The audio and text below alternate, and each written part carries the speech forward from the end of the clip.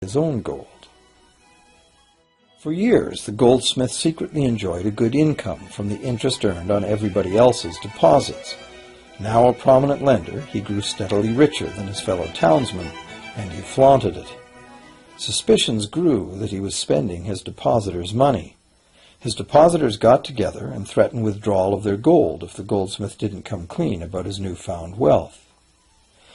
Contrary to what one might expect, this did not turn out to be a disaster for the goldsmith.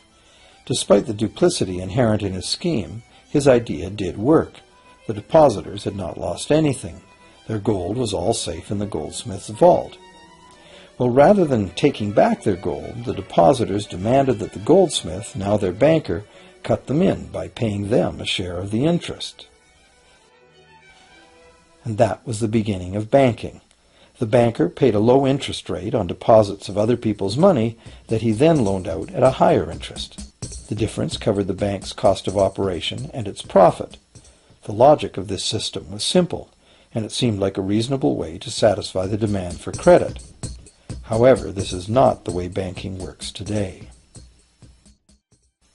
Our goldsmith banker was not content with the income remaining after sharing the interest earnings with his depositors, and the demand for credit was growing fast as Europeans spread out across the world.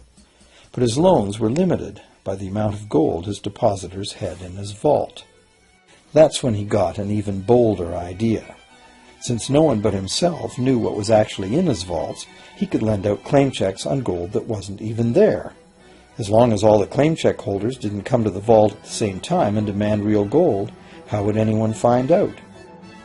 This new scheme worked very well, and the banker became enormously wealthy on the interest paid on gold that did not exist. The idea that the banker would just create money out of nothing was too outrageous to believe, so for a long time the thought did not occur to people. But the power to just invent money went to the banker's head, as you can well imagine. In time, the magnitude of the banker's loans and his ostentatious wealth did trigger suspicions once again. Some borrowers started to demand real gold instead of paper representations. Rumors spread. Suddenly, several wealthy depositors showed up to remove their gold. The game was up. A sea of claim check holders flooded the street outside the closed doors of the bank. Alas, the banker did not have enough gold and silver to redeem all the paper he had put into their hands. This is called a run on the bank, and it is what every banker dreads.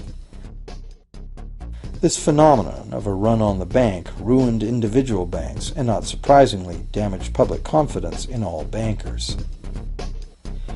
It would have been straightforward to outlaw the practice of creating money from nothing. But the large volumes of credit the bankers were offering had become essential to the success of European commercial expansion, so instead the practice was legalized and regulated. Bankers agreed to abide by limits on the amount of fictional loan money that could be lent out. The limit would